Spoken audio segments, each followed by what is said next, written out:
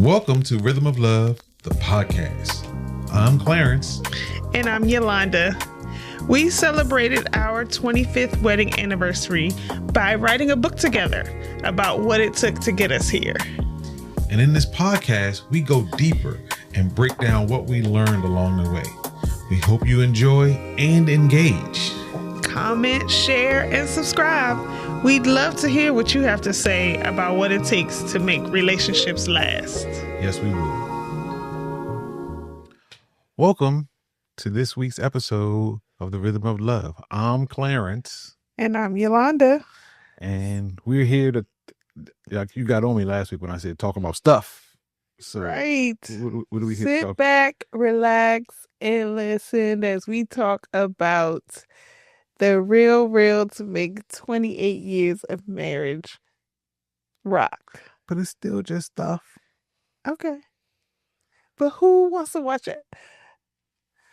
Are we the Seinfeld of podcasts? There's a whole set of yappers out there. Do they call themselves that though? First of all, they don't call themselves that. They ain't talking about nothing. They just get on there and just talk until they finish. Never see the intro. How they it's not even a podcast. It's just we going live and we going yap. So then we don't need to say nothing. They don't edit it. They don't do nothing. It's Rhythm of Love, the podcast. Boom. Right. Just that's what we doing. Get down to the rhythm. Okay. Yeah. Sure. All of that. All of that. We are on our 3Bs day. It's time for 3Bs. It is a 3Bs day. We need some kind of music or something. I'm working on that. I'll reach out to Kendra R. Some 3Bs music. I'll show a music producer and see if she can give us some 3B theme music. Yeah. It's gotta be short though. It's just a really short little riff. Yes. She can play that on the guitar. Yes. So the 3Bs today are Yolonda's 3 best sandwiches. 3 best sandwiches. All right. It's actually tough for me to get down to 3. For real. That makes I'm a sandwich sense. Eater. It's not just that you're a sandwich eater, but you like choices. And I do like choices. I don't like to do the same thing over and over. Okay. My number one sandwich that's always going to hit the spot regardless is peanut butter and jelly. A classic. Boom. Absolute number one sandwich. Absolute classic. Everything said after that is just trying to be number one. Okay, so let's I know some things about your peanut butter and jelly sandwich, so let's talk about that for just a second. I know some things about your peanut butter. First, what kind of peanut butter? I'm always using Smucker's natural peanut butter. So, how do you keep that peanut butter from tearing up your bread? It doesn't tear up my bread. One, I use whole grain bread. Best bread, Pepperidge Farm oatmeal, whole grain oatmeal bread. Okay. Is the best bread on the market, period. Toasted. A toasted peanut butter and jelly sandwich? Yeah. I never realized you toasted it. I do. For one, I listened to what the people on the internet had told me. They said, keep your bread frozen. But because it minimizes the rush of glucose into your system when you eat the sandwich, when you eat the bread. So I keep it frozen. So it's got to go on the toaster. For that reason. And 2, it's got to go on the toaster because that's how I keep my bread from tearing up. So you got all kinds. I'm not toasting it hard. It's not, dark on any side. It's just a nice little crispness to the bread so it could take that peanut butter. A toasted peanut butter and jelly is otherworldly. I've been eating toasted peanut butter. Yeah, I'm serious about my peanut butter and jelly. That's otherworldly. Yes. All right. So Smucker's natural. And what's your jelly? And I have multiple jellies, but I'm also doing the natural jelly, so no high fructose corn syrup in my jelly. Okay. I like right now I'm just using a store brand natural jelly that has 3 berry flavor. I was gonna say grape or strawberry. Strawberry is not even in the running. That's not strawberry. Has little bits of strawberry in it. That's not what I'm trying to have fooling around with my peanut butter. Strawberry. But the 3-berry, also Smucker's 3-berry or triple berry or something like that it's called, has little bits of berry in there, but it's good bits of berry. All right. Strawberry, man. I mean, I'm not saying it might be good. I never had it. Natural peanut butter, toasted bread, whole grain oatmeal bread, and natural jelly. Preferably 3-berry, but you can go with not 3-berry. I can go with grape. All right. If I need to, and I've even done raspberry. Okay. You know, I'm a bougie girl, so I'm bouging it up. Even my peanut butter and jelly is bouged up. Yes, it is, because my peanut butter jelly is Jif peanut butter. That's only because Peter Pan peanut butter has been hard to find. And Welch's. And Welch's grape. That's it. Period. Jelly, not jam, not fruit spread. No. Gotta be jelly. Yes. Gotta be jelly. And the bread, I don't really care. Okay. But right now it's potato. It's just potato bread. Just because we eat that. But it doesn't even matter what the bread is. Doesn't matter what the bread is. So I am Section 8 level peanut butter. Yeah, because for real, you can't put peanut butter jelly on just any old bread. Yeah. I can't. Oh, all right. All right. Number 2 sandwich. This is something that I like to make at home as well. I like a turkey sandwich with mayo plus a little wasabi mayo, plus some avocado and spinach and a little thyme and pepper. Mwah. Delicious. That sounds like a Quiznos level sub. Well, it's what I'm making. Also, the bread is toasted in this case too. But I could see toasted on a I forgot the cheese. Provolone cheese. Turkey ultra thin. Yes, ultra thin. I prefer the natural turkey. So it feels, it seems like it's less processed, and So you want the turkey from the deli? Yes, preferably. But I will eat Oscar Mayer turkey.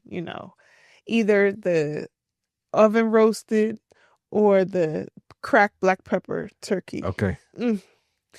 And sometimes if I want to really, spice it up, not spice it up, but I might put a slice of ham on there. I might put some pepperoni on there. But I mean, so it starts out as a turkey sandwich, but it works its way pretty quickly into a cold cuts. Just right, cold cuts. Because it can work its way there. If I'm not making it at home, if I'm going somewhere to get, I'm likely going to get an Italian cold cut sandwich. Yes, I know that. Yes. Likely going to get Italian cold cut with some oil and vinegar, some hot pepper sauce, or whatever kind of hots Potbelly has. Great hots. I mean, those joints are hot. Those joints are hot. I never get the Potbelly hots. My mom says they're good too. They are good and they are hot. Sandwich number 3. I'm going to say the all-day breakfast burger from BurgerFi. Woo! That's a solid choice. Okay. So as you can see, I eat all meat. I eat pork. I eat. That's a solid choice. I eat beef. That's I eat a solid all the choice. meats. So let me take a little credit, because I am the one who exposed you to this sandwich. You did, because we went to Simplify. We went to BurgerFi, and you got that burger, and I got something that had avocado on. Oh, did I say avocado on my chicken sandwich? You did. I did. Okay, I love avocado. So I got something that had avocado on it. I can't remember. I will have a Boca burger. That's typically what I do. Go all out on the egg and bacon, but chill on the burger with a Boca burger. You didn't even say what was on it, so now you. Because you just supposed to Google that, the all-day breakfast burger at BurgerFi, and do with it what you will. Right. But yeah, I ended up getting something with avocado on it, and you got that all-day breakfast burger. All-day breakfast burger. I was like, That thing looks delicious. That's hot. Fried egg. That thing looks delicious. You gotta like your fried egg a little soft though. You gotta let the yolk ooze. So let me tell y'all what's on the sandwich. I know she wanted you to look it up, but I'm going to tell you what's on the sandwich. You can decide whether or not you want a Boca burger or a regular burger. That's on. Yeah, you gotta get your calories down and your intake down some kind of way. But it has a fried egg, some bacon, some hash browns, the burger, some cheese, and some like barbecue jelly. It's not jelly. It's barbecue sauce. It's something sweet. It's barbecue sauce. Oh, that's the sweetest barbecue sauce I ever tasted. Yeah, it's barbecue sauce. It's like it's a really sweet barbecue sauce. It is a very sweet barbecue. But it's barbecue sauce. Oh my God. That sandwich is legit. Oh, and their shakes are legit too. But we not talking about shakes. But if you're going to go there, be prepared to spend some money. It used to be a little bit less expensive. Now it is. As with everything, is mad expensive. Over the top. So yes. All right. Those are 3 solid ones. We got the peanut butter and jelly, PB&J. This is just late night snack. Morning with my coffee and some popcorn. All of that works. Peanut butter and jelly. Then we got cold cuts. Cold cuts with avocado. Thyme. And what was that special? I said thyme and pepper, wasabi mayo. Wasabi with mayo. Provolone cheese. Got to be provolone. And if you don't have time, if you're not making it at home with thyme and mayo, the Italian seasoning is always good on that as well. All right. And then the last one. The all-day breakfast. All-day breakfast. A solid choice on that all-day breakfast version. I haven't had one of those. I might get one tomorrow. I might go get me one tomorrow.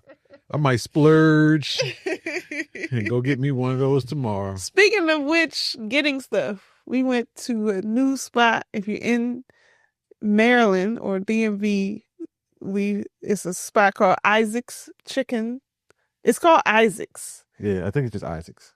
Maybe called Isaac's Market or something like that. They have one in Gaithersburg. They just opened one in Burton, in walking distance from us. And the sandwich I had tonight was on point. It was a spiced up grilled chicken breast with hot honey, pickled onions, bacon. I think that was it. I didn't have it. Oh, and a fried egg. That's what made me think about it, because I had a fried egg on it too. Okay. Legit. The bread was so good. We've only been there once, so we just started tonight. We got to check them out. First try. But I didn't get a sandwich. I got some rotisserie chicken. So it was good though. All right. Well, there you have it. Yolonda's 3 B's for the day sandwiches. Yeah. If you got 3 favorite sandwiches or 3 sandwiches you like, please make sure you throw them in the chat, and we want to see what you guys like out there. So let us know. Good enough? Yeah. We like to eat. We do. As you can tell by our appearance on the screen. Although I'm thinning out a little bit. Hashtag getting thin. Hashtag getting thin. I'm thinning out a little bit with my Peloton bike, stuff like that. So I'll give y'all an update. It probably won't be for a few more weeks because I don't get on the scale ever.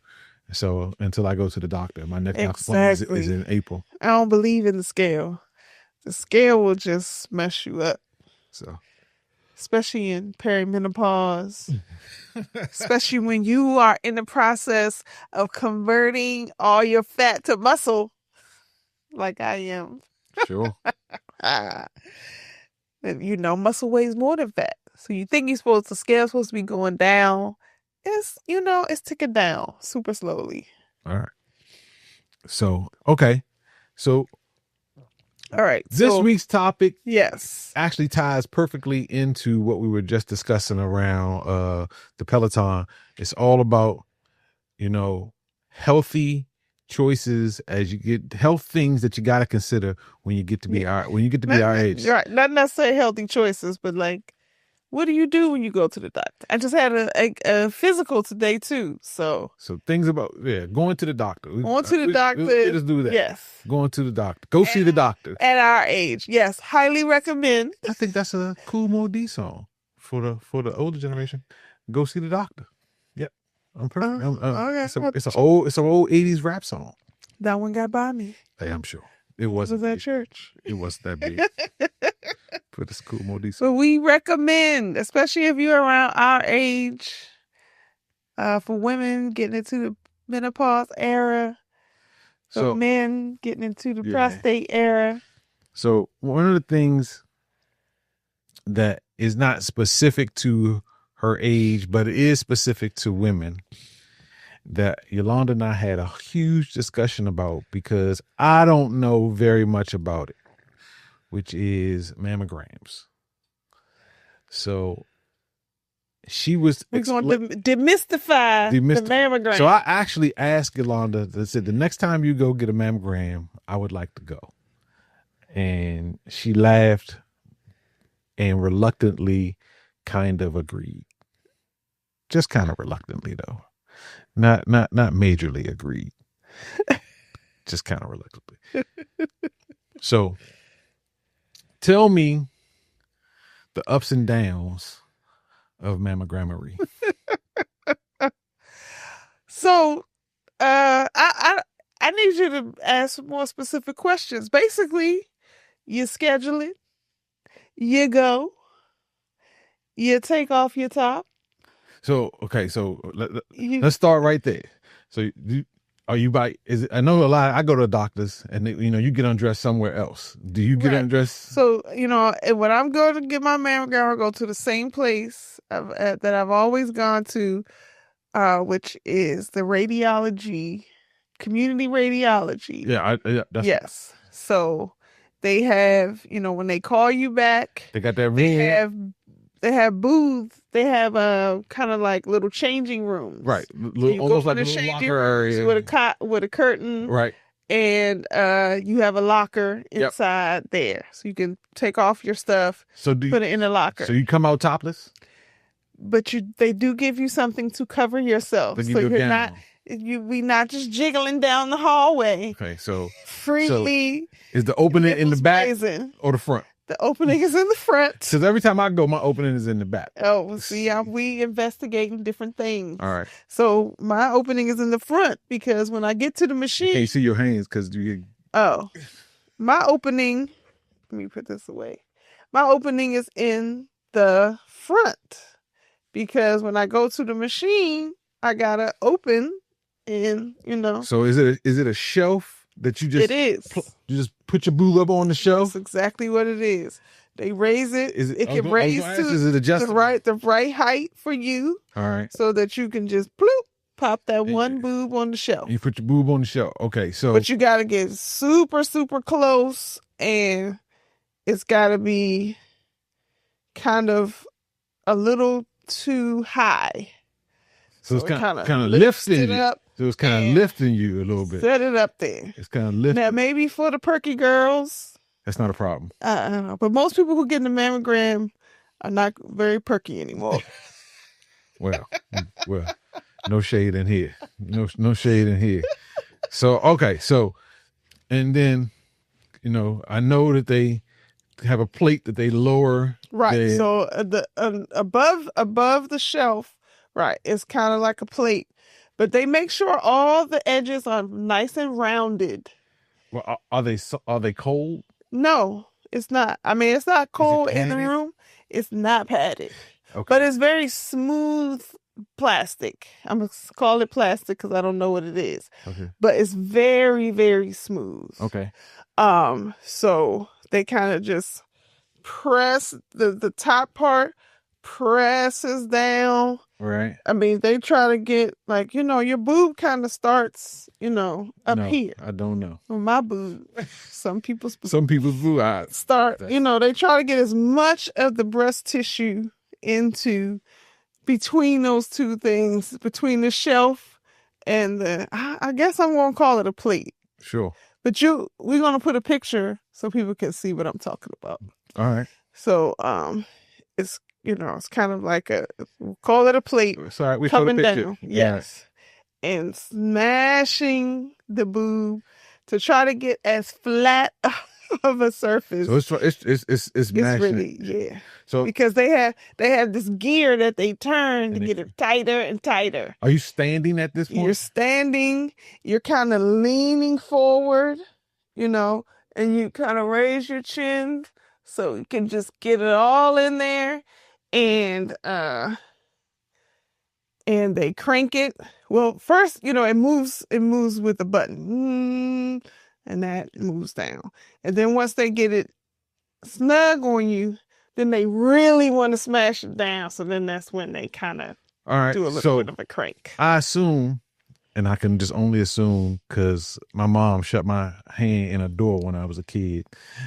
It's not like that.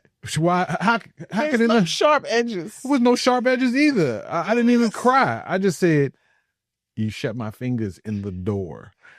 I don't know. When I shut Moni's fingers in the door, she cried. Well, that's Moni. She cried for everything. I think it hurt. You shut it in the side or the top? It was the side. Oh, my fingers got shut at the top. So that's fine. Different time. But my point is, you there and you just kind of... Yeah, it's being held. It's not like a door shutting on you. I'm going to just say that. Okay. It's not like a door. It's not like my laptop flapping down like that. There's plenty of space all the way through. This is just plenty of space for it to spread out. If they're trying to make it tight, all it's doing is getting wider or longer, which is another question. It's wider and longer. I can't ever look down, so I don't even know what it looks like because I'm like this, and the shelf is, it's like so close. I kind of have to turn my head and lean my cheek against the thing that's coming down. So, does it hurt? It's uncomfortable. Not hurt. I wouldn't say hurt, but it's very uncomfortable, and you're happy that it doesn't take long to do it. But they do have to. So you hold your breath. So it's not very long. When they're taking the picture, they say, take a deep breath, hold it.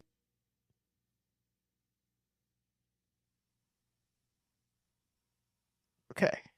So it's about 10 to 12 seconds or so, if I'm remembering correctly. All right. So it doesn't hurt as much as I thought it would. I thought it was gonna hurt. I thought it was gonna hurt like somebody pinching you.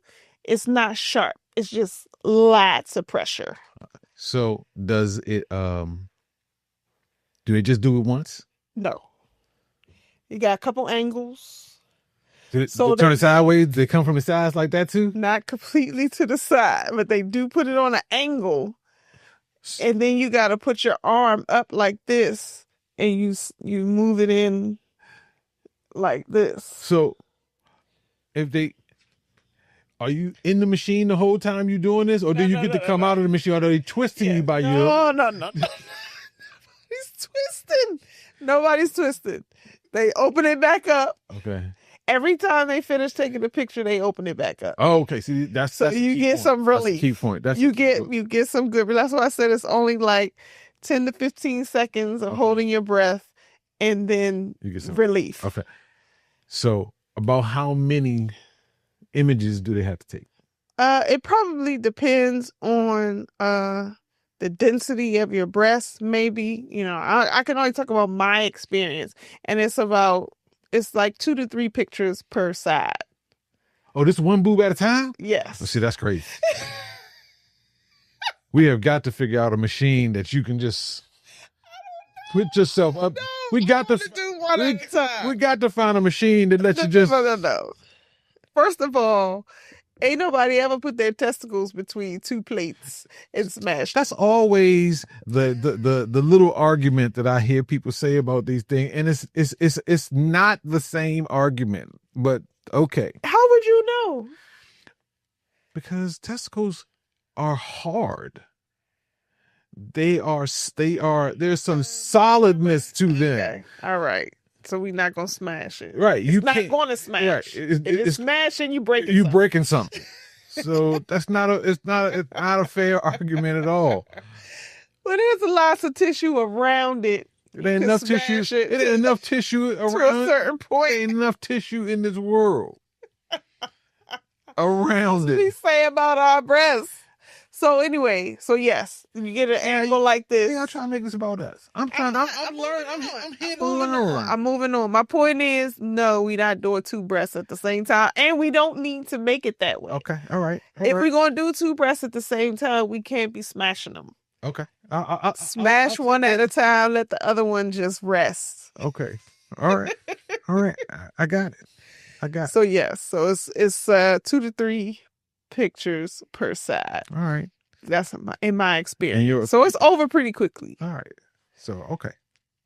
So the whole but the side is crazy because they really, they're trying to get as much from underneath your arm into that machine between those plates as they can. So it's crazy how contorted you are, and the smashing, and that's worse than the straight on. I've had, other than that, I've had almost all the imaging that you can have. I've had MRI, CT. I've had CT, and I've had X-rays. Those are really the 3 that you get. So I've had all of those, and You've even had images of your cardiovascular. I've had that system. And I've had, like the joints they do on TV where they put your head into the MRI machine or into the CAT scan machine to get your body that way, where the top of the thing is like 3 or 4 inches from your nose, and if you're claustrophobic, it's terrible. Yeah, I've had that too, because I had to have imaging of my neck. I had to have imaging of my neck as well. So so I am well versed in those types of things, and those things can take if you're telling me this thing can be over soup to nuts, from walking in the door to walking out the door, you can get in and out of there in 30 or 45 minutes, then I say that's not too bad for time. That's not too bad. If any ladies out there are reticent to get it for what it shows and what you may catch early, it's worth it. It's worth the time. Go every single year, or not every year. I think I don't need to go every year. But every time it's time for me to go, you go. I'm there. All right. I got it. Boom. Looking very, very, very forward to going. I don't know if they'll let you in the room. We'll have to see. Because, there's radiation. So because usually the person who was pushing the button, she's standing behind like a shield. Okay. A clear shield. She could see me. Sorry. But she stands behind something. So maybe she'll let you stand behind it. That's all I need to do. And you maybe can see the image that she's seeing. So that might be cool. I know how much you like watching medical procedures happen. I will watch the medical. Not just to you, but that's funny. That's another story for another time. You see quite a few medical procedures. We want to make sure you guys know it's important to get mammograms. Yes. It's very, very important. So you need to get a physical so you can get your referral for your mammogram. Right. So on my side, I'll be 54 this year.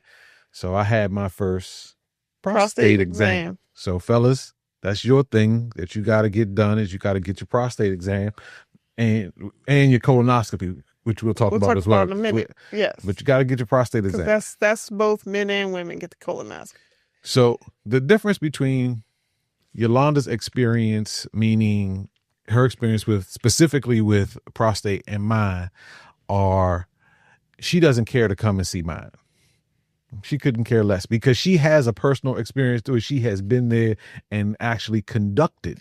Yes, I have performed a prostate exam. It was not successful, but I performed it. So we talked about both of these things because, a prostate exam is more psychological than it is physical, meaning it don't last 30 seconds. For the most part. Yeah. It don't even last 30 seconds. Especially if you have a healthy prostate. Yeah. Now, if your prostate is enlarged or something like that, it might take a little longer than 30 seconds. Mine was healthy. So, I opt for a man to do mine. Our regular doctor did as a woman. She asked if she could do it. I said, let's get this done. And, don't get me wrong. I'm a little nervous because who wouldn't be? This is not something that is routine for me. That's not to say that there's no shade. I'm not judging nobody. Right. But it's not your kink. It's not routine for me. So I was a little bit nervous from that standpoint. But, I figure I'd rather this thin-fingered woman than some thick-fingered man. So I'm going to take my chances with her rather than opting for the male physician. And I love our physician. I love her. We both love her. So you didn't even have anybody else in the room. It was just you and her. No, I said, did she even ask if you wanted someone else in the room? What she asked was, did I want a man to do it? Okay. She didn't ask about just having. And I said, listen, we here. It's me and it's you. Let's go. I trust you implicitly. I don't know what I said though. I know I didn't say those words. You didn't say those words, but your actions show that you trusted her. Let's just get this done, and so we can move on. You're a professional. Let's make this all happen. So, it's kind of funny because they exaggerate a bunch of stuff when you see things on TV. She put on the glove. She snapped it. She put on some lube on her not on her hand. I don't think she did it on her whole hand. I think she just did it on a finger. I'm not sure which finger, but I think she just did it on one finger. And she said, "Okay, are you ready?" And I said, "I am." And she bent me over the thing, and I was doing the bending,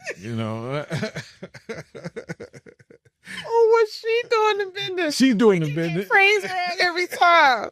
Who was doing the bending? Who was doing the bending? So, and I felt pressure, a small amount of pressure, and then I didn't feel anything. That was it. It was over, and then it didn't feel like she was searching for something. No, I didn't feel any searching or anything. Digging for gold. No digging for gold. Digging for gold. No. Go digger. And then she gave me I want to say a rag, but it probably was just a paper towel. Right, to wipe off. Mm-hmm. It felt you felt violated. I didn't feel violated. That was the end. That was the last thing she did. And she said, "Okay." She said, "I'm done. Clean up and get dressed." I think I had a towel or something. She said, and she just kind of laid the towel over me, and she said, "I'm going to go out. Here's something for you to wipe yourself up with. Here's $40 on the dress." Stop. It's $40. You should have been paying her $40. It's $40. You had an extra copay that day. So, no, but she said, get yourself ready, get yourself back, redressed and things like that, and I'll come back in and we'll talk about it. Yeah. And that's what she did. She came back in. We talked about it. She said, I didn't feel anything abnormal or anything like that. So, we'll do it again in 5 years or whatever the time period. Because you don't have any family history or any prostate issue. And I get a physical annually. So I'm not. In fact, I'm going for my physical in April. Yeah, we'll figure out if she needs to do this again. Yes. I don't think she does. I think she said we don't have to worry about it for a while. 5 years or so, something like that. So, yes. So, fellas, don't let your fear. Fellas, don't let your fear or your, ego get in the way. Go out there and get yourself checked out. You get it done, and you move on. Because you want to catch it early as you can. If there is a problem, you don't want to wait until there's a problem. There is a major problem. So get it early. Go ahead and start getting it regularly checked. Yeah. I was in medical school for 5 minutes and did a primary care rotation with these great pair of Black primary care physicians. And it was my turn to practice a prostate exam. And the guy had apparently had some issues. I think he has an enlarged prostate, which is why the doctor wanted me to just, learn with this patient. And the patient was willing to have me learn by trying to perform. And he was kind of nervous, like, here we go again. Not my favorite part of the exam. I glove up and I follow the steps, just as you described just now. And he was like, oh, that's all right. Okay. He was like tense, but he relaxed. He's like, okay, that's good. I think I'm not sure what I'm doing. Medicine is much of an art as a science. It is a science. So I, think I'm following what the instructions and looking and feeling for what I'm supposed to feel for. And the doctor, he's just looking at me and shaking his head. Dr. Morrissey. He said, all right, my turn. That man was crawling across the table trying to get away from Dr. Morrissey. That's what I'm used to feeling. You got it there, Doc. You got it. So, anyway, it was funny. Big hand man. That's why you didn't want the. That's why you turned down the big hand man. I remember that story. You remember that story? So that's good with you. Listen. I'm going with her. I'm going with the slender-fingered lady doctor. I know that's right. So anyway. So the last thing, which is unisex, I would say, is a colonoscopy. Yes. At our age, got to make sure you get a colonoscopy.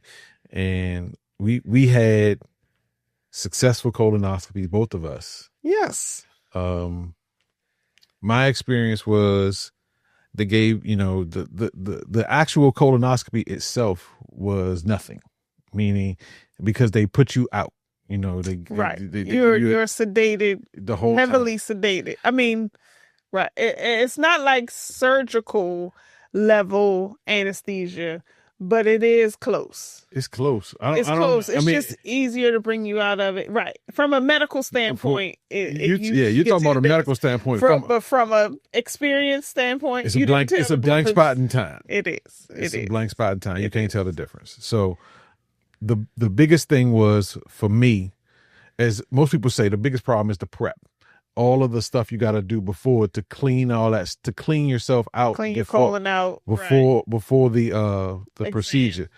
And I made the mistake, not really understanding. I made the mistake of mine being scheduled for 4:30 in the afternoon. Okay, so why was that a mistake? Because it means I'm hungry all day long because I can't eat at all. So, you take the fluids, which make you go to the bathroom, which rinse you out. Although my fluids was just 2 little, 12-ounce or 8-ounce bottles of something. So if you hear stories or see videos of the big jugs that they make what you had. Drink, I feel like I had a colonoscopy twice. But no, it wasn't bad though. It wasn't bad. Whatever I drank, it wasn't bad. So I had the 2 little 8-ounce bottles. You drink one, you go to the bathroom a bunch, and then you can drink water, but you can't drink nothing else. You can drink, not just water, not even juice, just water. Even before you drink the fluid, there's a few days of diet. That's what I had to do. See, I had nothing. They gave me instructions like a couple of days before you are going to take the fluid. The fluid is like the very day before the test, right. The night before the test.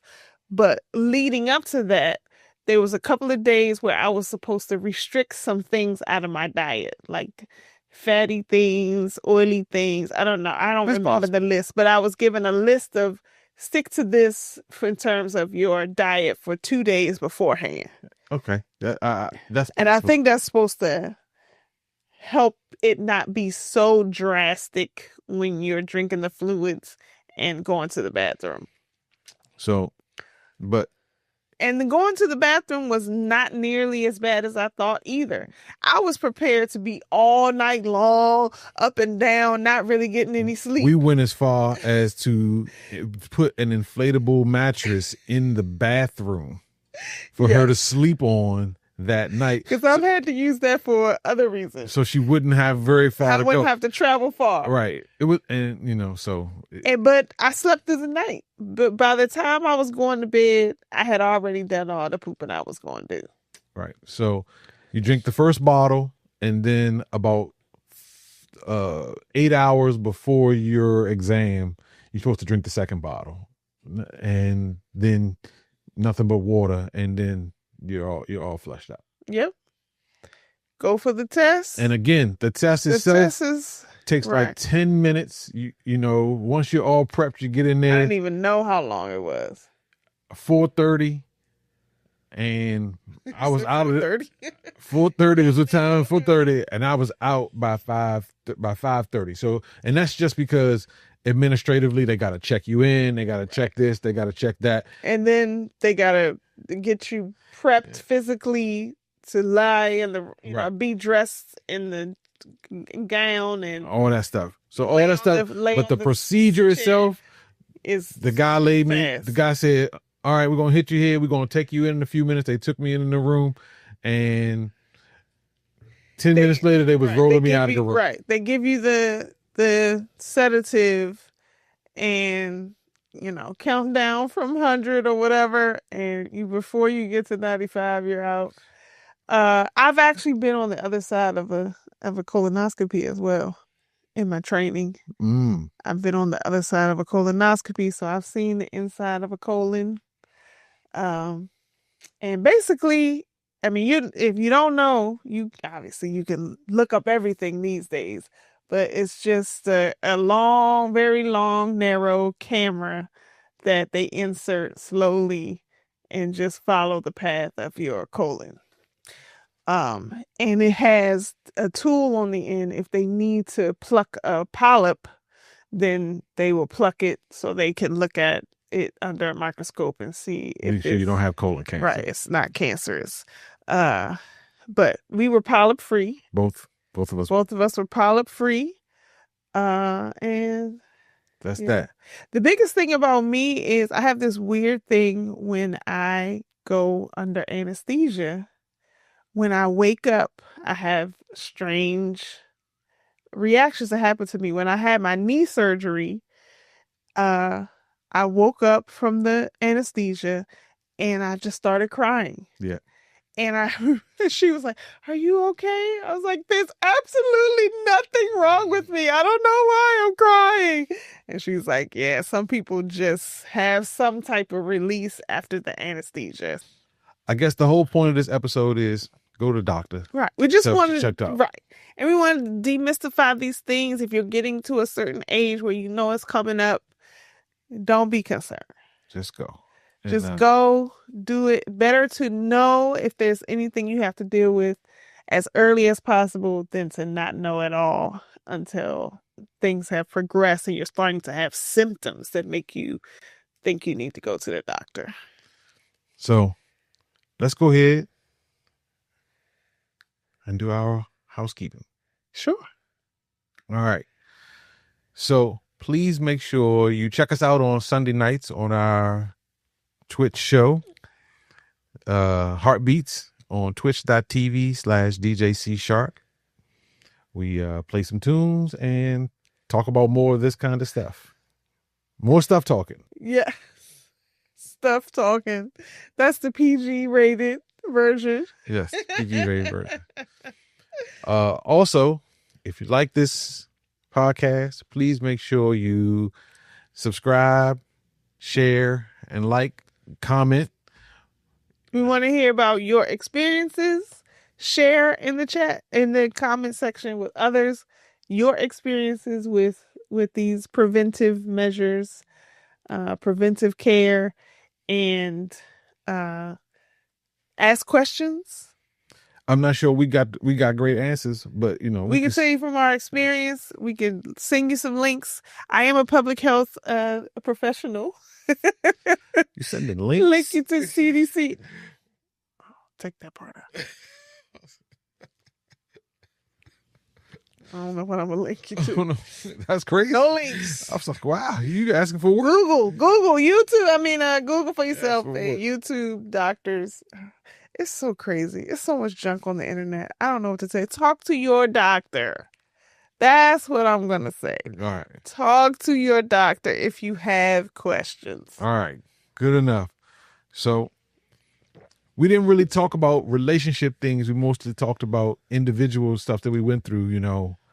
But we're here for each other through all of this. And that's part of having a long-term relationship as well, is that we support each other through all of those things. And if it hadn't been any bad news, we would support each other through whatever the bad news means. Correct. But thankfully, we've been good so far. We've had good news, and we've been trying to keep it that way. Most time. Yes, you're trying to keep it that way. It's been good. All right. So we hope that you can hear how we're moving and the rhythm of our love, and maybe you can use that to help you find yours. Rhythm. So that you can live by the rhythm and love by the rhythm. We're going to have to come up with a new ending. Good night. I think it's time. We hope you've enjoyed another exciting episode of Rhythm of Love, the podcast, hosted by Clarence and Yalonda Lewis. Theme song by Kendra R. Book graphics by Rihanna Denise. More information is available at cYLentertainment.com. Please join us on Sunday nights for our live stream on twitch.tv/DJC Sharp.